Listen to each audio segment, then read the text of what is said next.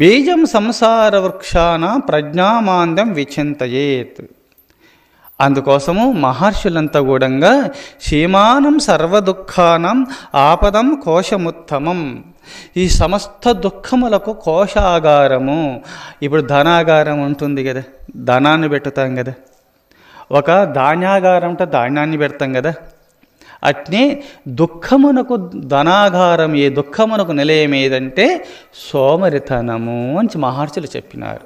క్షేమానం సర్వదుఃఖానాం ఆపదాం కోశముత్తమం బీజం సంసార వృక్షానాం ప్రజ్ఞామాంద్యం విచింతయేతు. ఈ సంసారమున వృక్షమునకు బీజం ఏదంటే సోమరితనము.